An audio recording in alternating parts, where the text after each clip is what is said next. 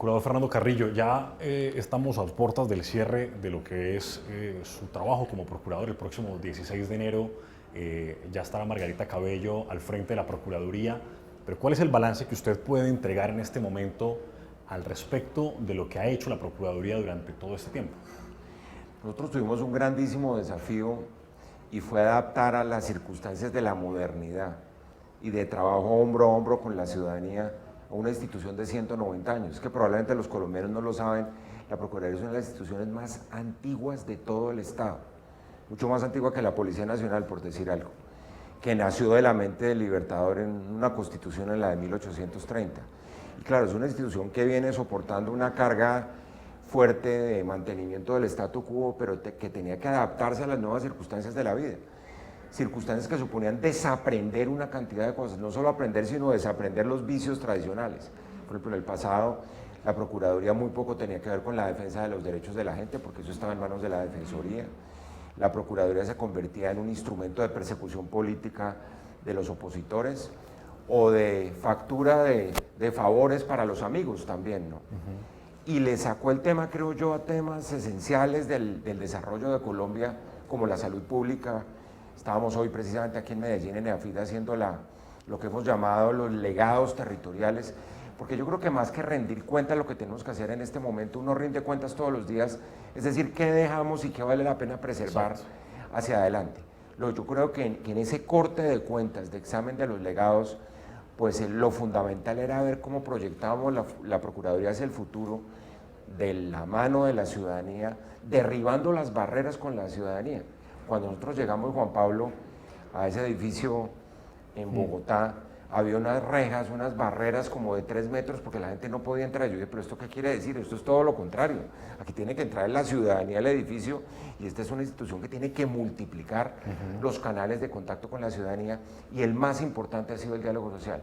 Yo diría uno de los grandes legados de esta Procuraduría son las 6 cumbres de diálogo social que hicimos a lo largo y ancho del país, una de ellas aquí en Quirama, en Río Negro, además en ese recinto de la Constitución de Río Negro, demostrando que aquí es posible ponernos de acuerdo, que eso es una cosa que es dramática. Mucha gente cree que sigamos en el extremismo, en la divergencia, en la radicalización, y yo creo que sí es posible ponernos de acuerdo sobre cosas fundamentales.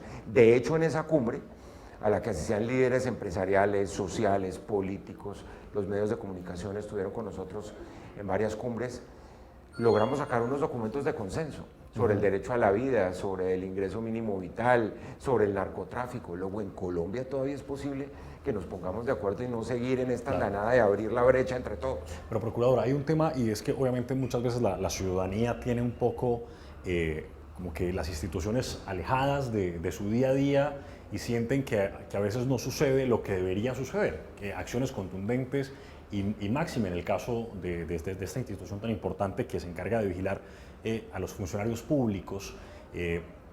¿Cuáles son las acciones contundentes que ustedes han logrado durante todo este tiempo, y por supuesto también además los ahorros que se lograron durante su periodo? Sí, nosotros tenemos pues una cantidad de cifras que no vale la pena ni repetir, pero son cifras que realmente suponen un gran aumento, por ejemplo, de la actividad disciplinaria. Lo que logramos en procesos disciplinarios contra funcionarios públicos no tiene antecedentes en la historia de la Procuraduría. En los grandes asuntos, yo diría, para mencionar solo uno, porque son muchísimos, en el caso de Odebrecht, por ejemplo, que claro, nosotros tenemos era la función disciplinaria, y digamos que los funcionarios públicos que había fueron involucrados, el viceministro y algunos senadores y representantes, pero abrimos una línea de acción contra los particulares que estaban al frente de las empresas. Y lo que logramos, por ejemplo, en términos de juicios disciplinarios contra los ejecutivos brasileños fue muy importante, pese a que nunca tuvimos colaboración de Brasil. Pero lo más importante no es eso. Yo creo que una de las grandes lecciones de esta Procuraduría es que hay que meterle la mano a los bolsillos de los corruptos, y que la gente que se lleva la plata no se puede quedar con la plata, que son dineros públicos y sagrados, como todos sabemos. Y logramos, por ejemplo, mediante una acción popular, una acción judicial ante un tribunal, una multa de más de 800.000 millones de pesos, que es la multa más alta que se le ha puesto a eso que era la multinacional de la corrupción en la historia de todos los hechos de corrupción de Odebrecht. Ese yo creo que es una de las grandes victorias de la Procuraduría. Y por la vía de esas acciones populares logramos algo, por ejemplo, con la AAA en Barranquilla. Por la vía de acciones populares logramos por primera vez victorias ambientales que nunca se habían dado.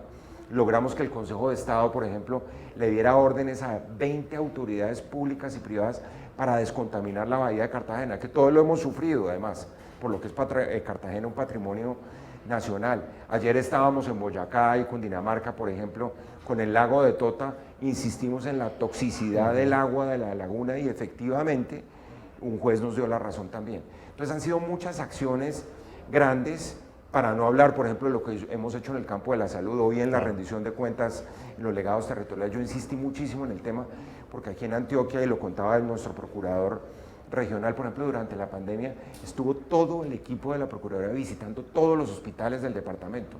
Convertimos la salud en una máxima prioridad de la Procuraduría. Para no hablar, por ejemplo, de lo que hemos hecho en volteo de tierras, en los planes de ordenamiento territorial, otro tema en el que no se metía la Procuraduría. Entonces hemos involucrado, hemos hecho una cantidad de cosas por primera vez que han dado resultado. Ahorros, yo lo calculo, por ejemplo, en materia de contratación pública, que todos sabemos es como la vena rota por donde entra la corrupción, ahorros de más de 10 billones de pesos, lo que equivale a una reforma tributaria durante nuestra gestión. Durante el COVID, por ejemplo, vigilamos contratos por 4 billones de pesos, evitando además que se hiciera el daño, porque claro, la gente dice, no, la Procuraduría se imagina en la guadaña y decapitando funcionarios públicos, y resulta que cumplimos una función preventiva, que ha sido crucial para lograr esos ahorros de recursos públicos y otra intervención judicial que nos sirve para que sean los jueces directamente los que le den órdenes a las autoridades cuando hay riesgos de corrupción. Usted lo ha mencionado mucho, procurador, el tema de la salud y más ahora en medio de la pandemia que estamos viviendo, el manejo adecuado de los recursos públicos para evitar que luego tengamos que estar sufriendo un nuevo cartel de las vacunas incluso. En la actuación de la Procuraduría, usted me dice de más de 4 billones de pesos en vigilancia que se ha hecho a ese respecto. En el departamento, aquí en Antioquia y en general en el país, ¿cómo ha visto la situación, el manejo que han hecho los diferentes entes gubernamentales o alcaldes y gobernadores en el manejo de los recursos públicos? Sí, yo creo que palabras más, palabras menos, aquí se enraizó una teoría y es que la Procuraduría no podía vigilar, por ejemplo, las EPS, que porque esos eran entes privados. Entonces todas las negociaciones de EPS, no, eso pertenece allá a los particulares, como ya en una zona gris, como en un momento dado lamentablemente puede estar la negociación con algunos de los proveedores de las vacunas, que eso es inaceptable, la salud es un bien público, aquí se manejan recursos públicos, la salud es un derecho fundamental consagrado en la Constitución. Entonces nosotros logramos desbaratar esa teoría que uno no se podía meter con los señores soberanos de la salud y realmente lo que hemos hecho en materia de vigilancia de las EPS ha sido muy notable. Muchas de nuestras acciones además han sido la base de acciones de la Superintendencia Nacional de Salud. Yo creo que lo más importante, Juan Pablo, ha sido la transparencia, que es lo que estamos reclamando en este caso de las vacunas. Uno no puede jugar con los bienes públicos. Y estoy hablando de bienes públicos globales, de servicios públicos globales, no exactamente de recursos públicos. La vacuna en este momento, lo ha dicho el secretario general de Naciones Unidas, tiene carácter de bien público global, es decir, esto le pertenece a la sociedad, como algo parecido a ese concepto del patrimonio común de la humanidad con la cosa cultural. Aquí encontrar la cura de este virus es un problema mundial, entonces dice uno, bueno, un momentico, es que esto lo van a privatizar, es que aquí hay unos acuerdos de confidencialidad con unos particulares, que haya unas zonas, unos cuartos donde nadie se mete cuando está de por medio un derecho fundamental y unos recursos públicos y una noción de lo público, que ahora que vamos a celebrar los 30 años de la Constitución, yo he insistido mucho, lo más importante que hizo la Constitución del 91, Juan Pablo, fue darle el carácter público a las actuaciones del Estado. Y lo público supone que intervengan los funcionarios públicos y los particulares. Los particulares no solo porque desempeñan funciones públicas, sino porque los particulares tienen que contribuir a la construcción del bien público, que en este caso particular es, por ejemplo, la cura para este virus que tan salvaje nos ha dado. No quiero que se me escape ese tema, procurador, porque usted lo está mencionando muy bien. La preocupación que usted tiene con respecto al manejo que se le está dando a los cronogramas por parte del Gobierno Nacional. ¿Usted cómo está viendo esa situación? ¿No ha habido, a veces dicen que al primer trimestre del próximo año vamos a tener para los mayores de 60 años y para quienes tengan comorbilidades, y luego hasta el 2022 tendríamos un plan ya más completo? ¿Usted cómo está viendo ese tema? Sí, yo creo que lo que hay que hacer acá es poner todas las cartas sobre la mesa. Todos vemos que ya en cuántos escenarios está diciendo que ahí está la vacuna. Y claro, lo único que no podemos permitirnos, el único lujo que no se puede permitir Colombia es que quedemos de últimos en la fila a la hora de un plan de vacunación, como dicen los epidemiólogos.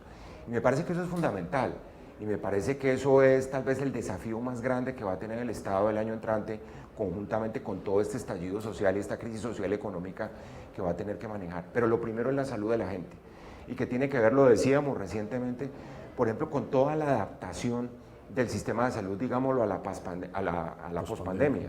¿Cómo va a ser el rastreo de los casos? ¿Cuánto fortalecimos los laboratorios públicos? ¿Cuánto en materia de hospitales públicos hoy en día son referentes frente a las clínicas privadas? ¿Cómo va el manejo de los recursos de la salud? Y son recursos fiscales y realmente ahí hay muchos problemas. Ahí con el tema del ADRES, que es ese gran fondo de pago de los servicios de la salud, hay muchas dificultades. ¿Cuánto le hemos pagado a los médicos que han estado en la línea de fuego poniendo el pecho? Porque yo lo decía hoy en mi rendición de cuentas, en mi presentación de delegados territoriales, realmente los personajes del 2020 en Colombia son los médicos y el personal de salud. Ellos son los que le han puesto el pecho. Aquí ha habido mucho político y mucha gente que se ha metido, pero quien le ha puesto el pecho a la COVID-19 han sido precisamente los del personal de la salud. Entonces me parece que claro, hemos hecho una cantidad de cosas bien, eso es innegable, el involucramiento del gobierno ha sido muy claro, pero por el otro lado, los desafíos del futuro hay que preverlos. Y como usted bien decía, Juan Pablo, ¿dónde está el cronograma? ¿Cuál va a ser el plan de vacunación? ¿En qué orden van a comenzar a vacunar? Ya hay 4 países de la región que van a estar vacunando en el mes de enero, esa era la pregunta que nos estábamos haciendo hoy. ¿Qué le ha dicho usted al gobierno nacional sobre ese tema, procurador? Porque veo que usted está bastante preocupado, como usted lo menciona, por lo que tiene que ver con la salud pública y quiero que tal vez con para pasar a otro tema, pero usted le preocupa mucho esa falta de claridad. Sí, nosotros le hemos hecho todas las preguntas al gobierno y estamos esperando una respuesta mañana. Esperamos que las respuestas sean satisfactorias. De otro modo, iniciaremos pues una acción preventiva, porque yo creo, de nuevo, aquí es, como dicen en inglés, full disclosure, aquí hay transparencia absoluta y necesitamos saber exactamente qué terreno estamos pisando. Yo no creo que se pueda deducir en un momento dado que aquí hay zonas vedadas para la opinión pública cuando lo que está de por medio es precisamente la salud de todos los colombianos. Entonces estamos esperando esas respuestas y vamos a ver si son satisfactorias. Cuando usted dice que acciones preventivas, si no son satisfactorias, ¿a qué se refiere? ¿Qué medidas se podrían tomar? A que vamos a hacer un seguimiento muy pormenorizado de cuál es el plan desde el punto de vista del Estado frente a la vacunación que viene en el año 2021, porque no nos podemos quedar atrás. Hay algunos que dicen que llegamos tarde, vamos a ver si en las respuestas que nos va a dar el gobierno existe alguna justificación para que se tomaran el tiempo que se tomaron y ahí determinaremos entonces cuáles consideramos nosotros que pueden ser pues errores que se hayan cometido y ver cómo se pueden enmendar esos errores, que yo creo que es lo importante. Aquí no es criticar por criticar, sino ver cómo podemos construir colectivamente alrededor, repito, de un bien que es un bien público, que es la salud de los colombianos. Ahora, procurador, el tema acá, aprovechando su visita a Medellín, el caso de Hidroituango, ha sido absolutamente polémico por todas las implicaciones económicas que esto ha tenido, la Contraloría, las medidas que ha tomado el Contralor Carlos Felipe Córdoba, implicando a 28 personas. ¿Y cómo avanza en este momento el proceso de conciliación para lograr un feliz término en este caso? Sí, lo primero que hay que decir es que esto ha tenido también una variante de carácter disciplinario. Nosotros fuimos quienes iniciamos las investigaciones disciplinarias, esto comenzó con una indagación, se produjo un acompañamiento, aquí tuvimos una audiencia en la Universidad de Antioquia, va a ser 2 años, y como resultado de esto hubo ya unas actuaciones disciplinarias. Digamos que lo que ha hecho la Contraloría ahora es dar el primer paso. Nosotros este paso lo dimos hace más o menos 1 año, y una investigación disciplinaria que cubre además más gente de la que está en la investigación de responsabilidad fiscal, que está en este momento en el periodo probatorio. Ustedes se pueden imaginar las dificultades probatorias que tiene un asunto de esta naturaleza. Pero lo que es clave en este momento, creo yo, es la posibilidad de conciliar. Yo creo que esto es, de nuevo, una joya de Colombia, no únicamente de Antioquia. Aquí depende pues, la sostenibilidad energética del país. Hay tantos argumentos en favor para tratar de llegar a un punto de convergencia y que haya conciliación, porque esa es otra de las tareas que desempeña el Ministerio Público en Colombia, que hay que destacar. Es decir, una conciliación extrajudicial, es decir, no frente a los jueces, evitando, por ejemplo, litigios posteriores. Uno no se imagina cómo puede seguir la obra desempeñándose y lográndose los objetivos de la misma si viene un gran conflicto en un tribunal de arbitramiento internacional, y lo que estamos tratando de hacer es de conciliar las posiciones. Vamos a ver cuánto alcanzamos a hacer en estos 30 días que nos quedan. Claro, le queda muy poco tiempo y le pregunto justamente sobre eso. ¿Le preocupa a la Procuraduría que el proyecto de Hidroituango, que puede proveer más del 17% de la energía al país, no inicie tal como se esperaban los cronogramas para el próximo año? ¿Le preocupa que en caso de que no inicie, qué va a suceder allí? Sí, indiscutiblemente que esa es una de las más grandes preocupaciones, y es, digamos, la repercusión que tiene a nivel nacional sobre el suministro de energía. Por eso lo hemos puesto como prioridad, en el sentido de que seguramente, pues, por el tiempo no vamos a llegar a una conciliación general, pero pueden ser conciliaciones parciales y podemos ir como solidificando, construyendo un camino de acuerdos entre la empresa y, por supuesto, los contratistas y demás, donde está, digamos, el meollo del asunto, el meollo de la controversia, porque yo creo que bastantes líos y conflictividad vamos a tener en el año 2021 de toda naturaleza, Juan Pablo, porque yo creo que estamos en etapa máxima de conflictividad, como para dar por lo menos el mensaje, como yo decía en la primera respuesta, de que somos capaces de ponernos de acuerdo, de que se va a resarcir el daño, y que por supuesto hay 2 o 3 dimensiones que desde el punto de vista disciplinario siguen su camino, como es la dimensión ambiental de todo esto. La investigación de la Procuraduría un poco está focalizada en esto y en la protección de los derechos de las comunidades. La Procuraduría Regional de Antioquia, por ejemplo, tuvo un papel trascendental en la defensa de los derechos de las comunidades, río abajo. Ahí hay vidas humanas, ahí hay futuro de mucha gente, ahí hay liderazgos que hay que preservar. Y yo creo que esa parte humana de todo esto también es fundamental y es materia precisamente de la investigación de la Procuraduría. Le pregunto eso finalmente para pasar a un tema más personal, procurador, pero es las personas que están en la parte ribereña, en la zona baja del río Cauca, si no inicia todo este proyecto, ¿qué medidas van a tomarse allí al respecto frente a toda la afectación que se está generando? Claro, eso es lo que hay que resolver, y yo creo que una institución como la Procuraduría lo que trata de evitar en función preventiva es que haya más transgresión de derechos, y en eso creo que estamos perfectamente conscientes. Insisto, todos los esfuerzos de nuestra Procuraduría Regional de Antioquia han estado orientados a blindar esas comunidades. En algunos casos se ha logrado, en otros no. Tenemos que hacer muchos mayores esfuerzos. Habíamos convocado, por ejemplo, a la Defensoría del Pueblo a que esté atenta también, porque lo único que nos faltaría es que fuera de todas estas dimensiones que ha tenido esta tragedia, siga vulnerando derechos fundamentales de comunidades que sabemos que son comunidades muy vulnerables. Yo diría esa es la primera prioridad, y es proteger a esas comunidades tan vulnerables. Ahora, procurador, para pasar un plano a una mirada más personal, lo quiero meter antes en un pequeño problema, si usted me lo permite. El próximo año inicia Margarita Cabello como nueva procuradora, y para todos es conocido que su cercanía con el gobierno nacional. ¿Usted le preocupa que esa cercanía pueda generar algún tipo de freno en procesos importantes que se están adelantando en este momento por la entidad? Sí, yo espero que no. Yo creo que la clave del éxito de la gestión de un ministerio público es su independencia y su autonomía frente a los otros poderes del Estado. Yo tuve la suerte que a mí me eligieron, pues, prácticamente todos los sectores políticos en el Congreso, sin acuerdos políticos de ninguna naturaleza, porque yo no tenía forma de hacer ningún acuerdo. De hecho, yo no representaba ningún partido político. Algunos me identifican con un partido por infiguración pública hace ya 28 años en plena constituyente. Realmente yo nunca he tenido un carné de un partido político, empezando por ahí. Luego yo no propicié esos acuerdos, nunca se dieron, y realmente yo creo que esta ha sido una procuraduría que ha estado como en el fiel de la balanza, y lo digo con orgullo. Ha sido una procuraduría muy ecuánime, ha sido una procuraduría que cuando ha tenido que repartir acciones disciplinarias en una esquina, lo ha hecho también en la otra. Y lo podemos demostrar con muchas de nuestras acciones. Nunca hipotecada a un partido político, nunca hipotecada a un grupo económico. Entonces yo creo que la nueva procuradora va a ser muy consciente de eso. Incluso yo lo he conversado con ella, quiero decirles. Lo he conversado con ella y me parece que ella puede ir demostrando con hechos esa autonomía frente a quien va a ser vigilado. Es que esto no es una relación de que uno es parte del gobierno. Hubo una época, Juan Pablo, y eso lo rompimos en la constituyente, esa dependencia, en que la Procuraduría, la suprema dirección del gobierno, la suprema dirección del Ministerio Público la ejercía el gobierno. Eso se acabó en la Constitución del 91, me tocó a mí. Yo era el presidente de la Comisión de Justicia de la Asamblea Constituyente. Luego lo que se hizo fue cortar el cordón umbilical totalmente de la Procuraduría con el gobierno. Y yo creo que eso le conviene al gobierno.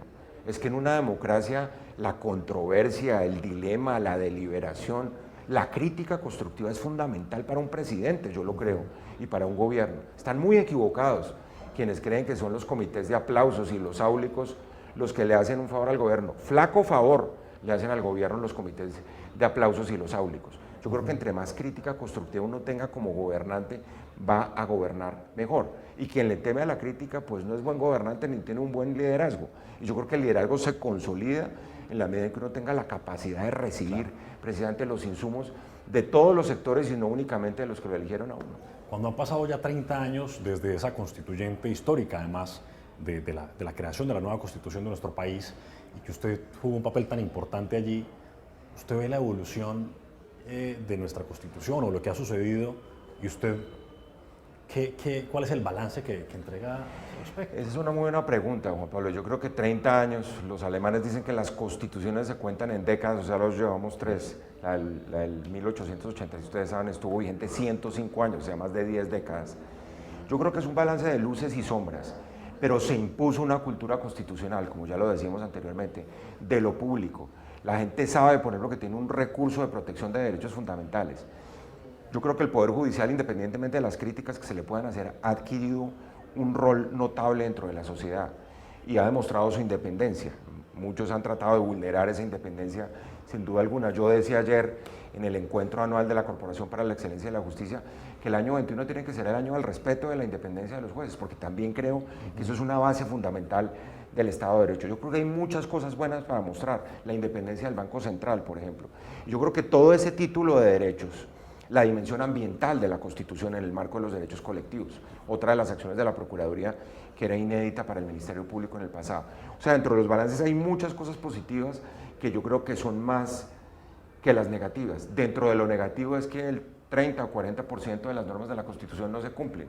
Entonces lo que nos toca hacer para celebrar los 30 años de la Constitución es cumplirla. Es así de simple. No inventarnos aventuras constituyentes y disminuir los escenarios de la administración de justicia. Yo creo que eso no tiene sentido y lo digo con muchísimo respeto. En un momento además en que tenemos que buscar consensos sobre lo que hay es que fortalecer y no debilitar la institucionalidad. Yo decía ayer en esa cumbre de la justicia, Juan Pablo, es que todos los problemas de Colombia del año entrante, que son gravísimos, desde el punto de vista de la igualdad, de la inequidad, dígase desempleo, hambre y todo lo que viene, se van a solucionar por la puerta de la justicia. Eso es justicia social. Y los jueces pues van a tener que jugar algún rol en todo eso, guste o no le guste a mucha gente. Los conflictos entre patronos y trabajadores, entre arrendadores y arrendatarios, entre vecinos, porque es que estamos en unos tiempos excepcionales donde, repito, es un escenario de máxima conflictividad y litigiosidad, y por eso hay que arropar la justicia y ver cómo fortalecerla para salir de esa coyuntura tan difícil. A usted ya le queda un mes en uno de los cargos que siempre se ha dicho está lleno de chicharrones popularmente. Cuando a usted ya le queda un mes, ¿usted está pensando más en lo que va a ir a hacer a descansar o todavía en lo que puede hacer durante este tiempo? Porque imagino que usted ya está pensando en estar más tiempo con su familia, con sus hijas. Pues Juan Pablo, la verdad es que esto no nos ha dado tregua y estos 9 meses con el confinamiento la Procuraduría no paró. Nosotros estuvimos además identificando con un criterio que nos eran los vulnerables, entonces comenzamos por los médicos, lo que hizo por ejemplo la Procuraduría Regional de Antioquia con las personas privadas de la libertad en el sistema penitenciario fue notable.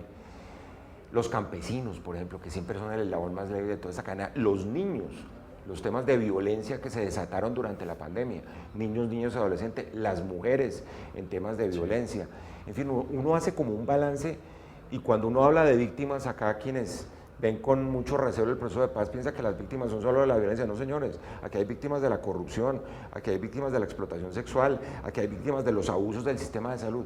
Y esa concesión de víctimas, creo yo, tiene que ser una inspiración para la Procuraduría. Nosotros dijimos siempre, esta es una Procuraduría con la Constitución en la mano, porque pues es la Constitución del 91 nuestra orientación, con el corazón al lado de las víctimas, arrancando del proceso de paz y del conflicto armado, pero pasando en todos estos colectivos tan vulnerables que se han vuelto cada vez más vulnerables por cuenta de la pandemia. Y lo tercero era con los pies en los territorios y era estar siempre en las regiones. Nosotros tenemos un reporte, por ejemplo, de Antioquia, como de los 32 departamentos del país, Juan Pablo, todas las semanas diciendo, mire, esto está pasando con la salud, esto está pasando con la bioseguridad en los lugares de trabajo, esto está pasando con el empleo, esto está pasando con el comercio, con el transporte, y con base en eso actuamos preventiva o disciplinariamente. ¿Hay algo que no lo haya dejado dormir durante este tiempo usted, procurador, que usted diga, no, esto me quito el sueño, me trasnochó definitivamente? La matanza de los líderes sociales, Juan Pablo, yo creo que eso es una vergüenza internacional. Eso es un saldo rojo que le parte a uno el alma y que siga sucediendo. Es prender el noticiero y aguantarse de nuevo y tolerarlo, además, que es lo peor de cuento, que es en lo que ha estado el país, de 3, 4, 5 muertos. De una cuenta que dicen van 1000 líderes sociales asesinados desde la firma de los acuerdos de paz. Eso es inaceptable. Yo decía ahora, ojalá que el año de la celebración de los 30 de la Constitución sirva un poco para concientizarnos de esto, porque hemos hecho mucho, Juan Pablo. En el caso de la Procuraduría hicimos 12 mesas por la vida, sentando autoridades nacionales, departamentales, municipales, la UNP, todos los actores, los líderes sociales ahí, pero nos falta muchísimo por hacer. Y esa vergüenza internacional la vamos a pagar cara en términos de sanciones que pueden venir más adelante. ¿A usted le parece que el gobierno le ha faltado más protección a los líderes sociales? Yo creo que ha faltado mucha más coordinación interinstitucional. Porque estamos hablando de más de 80 masacres que se han presentado ya este año. Y es además un poco la densidad institucional del Estado, Juan Pablo. Es que a los territorios tiene que llegar, por supuesto, la seguridad, pero tiene que llegar la justicia. Y la justicia llega previniendo esencialmente. Es importantísimo, por supuesto, que se esclarezcan los crímenes y el origen, que en eso está más o menos la Fiscalía avanzando. Pero es que hay que prevenir los crímenes. Hay que tener un sistema de inteligencia y una presencia de los organismos de seguridad del Estado. Por ejemplo, las alertas tempranas que hicimos con la Defensoría del Pueblo es un mecanismo de levantar la bandera roja, de oprimir el botón y decir, ojo, que aquí va a haber una masacre dentro de 8 días. Y si las autoridades locales, departamentales o nacionales no hacen nada, pues viene la masacre. Y ya viene esa la autopsia de quienes fueron asesinados durante la masacre. Eso es lo que hay que evitar. Dos preguntas finales, procurador. ¿Qué es lo que más se enorgullece usted cuando ya usted deja este cargo? ¿Y usted va a seguir en la vida pública o se va a retirar por un momento de este tema? Yo creo, Juan Pablo, y eso lo digo con el alma de verdad, es la cercanía de la ciudadanía. Es como la gratitud de la ciudadanía con la Procuraduría, siempre decir gracias por estar ahí. Es que hemos estado, yo creo que cerca de la mayoría de los colectivos más débiles, pues esa famosa historia de que pues los fuertes y los poderosos tienen quien los defienda, pero es que uno tiene la obligación de estar del lado de los débiles y de los desposeídos, en este caso de tanto desempleado, por ejemplo, la gente que tiene hambre y que va a seguir en adelante, que todo termine siendo un problema de derechos, Juan Pablo. Esto no es que es una obsesión de un abogado o de quien estuvo en la Constitución, es que en últimas todos los problemas del país, sociales del país, pasan por la garantía de unos derechos. Y yo creo que hay que seguir en esto. Yo he dicho mucho, un país que tiene 30 precandidatos presidenciales, Juan Pablo, eso no es un país serio. Entonces, ¿qué saca uno con meterse allí? ¿A qué? Yo creo que aquí hay que buscar es consenso. Este país tiene superávit de candidatos presidenciales y déficit de consensos, de pactos, de acuerdos nacionales. Lo que el país necesita son consensos, son plataformas en donde estén todos y busquemos un proyecto conjunto, como lo hicimos hace 30 años en la Constitución. El año de 1989 fue el año más sangriento, dramático, donde todo el mundo dijo, tocamos fondo, aquí es imposible conseguir un acuerdo, y salió el consenso político más importante de la historia de Colombia, que fue la Constitución del 91. Y última pregunta, muy problemática. Bastantes críticas ha recibido el Gobierno Nacional y en especial el programa Prevención y Acción. Ya lleva más de 6 meses diarios el presidente hablando sobre diferentes temas, que ya se convirtió ayer con la entrevista que sucedió con Leopoldo López, hablar de cualquier tema menos de la pandemia en algunos escenarios. ¿Usted cómo ve esa situación, el manejo de los recursos que se ha hecho para mantener un programa diario en este caso? Sí, yo aquí lo veo desde el ángulo del ejercicio de las fuerzas de la democracia. Y es que estamos en una democracia donde hay un gobierno y hay una oposición. Y hay un estatuto de la oposición que le permitiría manifestarse a la oposición si se trata de objetivos de carácter político, los que va a perseguir el presidente, que yo creo que pueden ser válidos, pero que le den el mismo tiempo a la oposición para manifestarse. Así, esas son las reglas de un sistema democrático que funcione. Entonces, lo primero que hay que definir es si eso va a ser un programa solo para la pandemia o si va a convertirse en un programa de entrevistas políticas o de propósitos de presentar los logros políticos o económicos y sociales del gobierno diferentes de la pandemia. Si eso es, habría que abrirle un espacio a la oposición para que tuviera el mismo tiempo y el mismo lugar para hacerlo. ¿Y le parece que los recursos que se han utilizado hasta el momento se podrían utilizar en otro tipo de necesidades? El caso de San Andrés, por ejemplo. Sí, yo creo que esos balances hay que hacerlo. Ese tema de la responsabilidad fiscal es una responsabilidad de la Contraloría General de la República, pero lo que es evidente es que hay que decir la verdad, pues si es un programa para el COVID, es un programa para presentar todos los logros políticos de un gobierno. Y si es así, pues entonces demos el espacio a la oposición para que presente su punto de vista también. Procurador, muchísimas gracias por su tiempo. Con mucho gusto, Juan Pablo. Muy amable.